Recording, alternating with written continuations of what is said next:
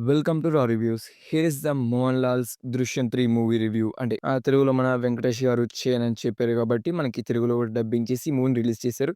It's an bit of disappointed movie man. ఎందుకంటే వెంకటేష్ గారు చేయట్లేదని చెప్పి డిసప్పాయింటెడ్ ఉన్నా. పోనీలే మన ఒరిజినల్‌గా మోహన్ లాల్ గారిని చూద్దాం.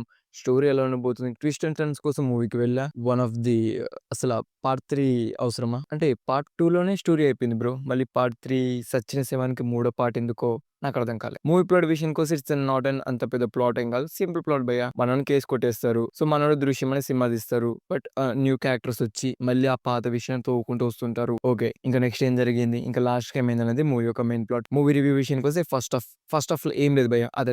అదే డబ్బా. అదే ఫ్యామిలీ ఎమోషన్స్.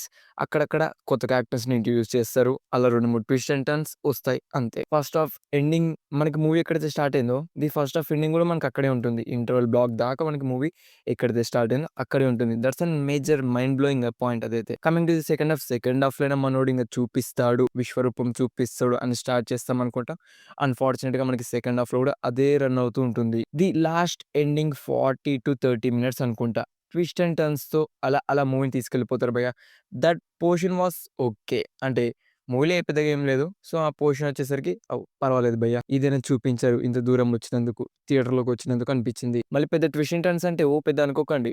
తెలిసిన ట్విస్ట్ అండ్ టర్న్సే. అది తిప్పుతూనే ఉంటారు. మనకు తెలుసు. మనకి తెలుసు ఈ క్యారెక్టర్ నుండి. బట్ ఆపోజిట్ క్యారెక్టర్‌కి అది తెలవదు కాబట్టి ఆ ట్విస్ట్ అండ్ టర్న్స్ వాళ్ళకి ట్విస్ట్స్ అనిపిస్తాయి గానీ మనకి పెద్దగా అదే రొట్టెనా సరే అని అనిపిస్తుంది అంతే. అండ్ క్లైమాక్స్ పొజిషన్ ఇంగ 'సచిన్ శివానికి' నాలుగో పార్ట్ ఎందుకో నాకు అర్థం కావట్లేదు. సచినోడు చచ్చిపోయిండు. మళ్ళీ ఇంకో జన్మ కూడా ఎత్తిండనుకుంటా.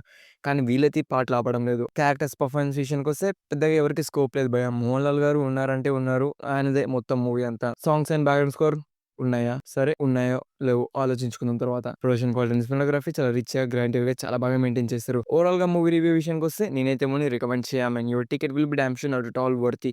You can happily enjoy this movie in your OTTs. And raw reviews rating వచ్చేసి 1.5 out of 5 and there is no doubting it. Well and that's it man. I will catch you in the next one.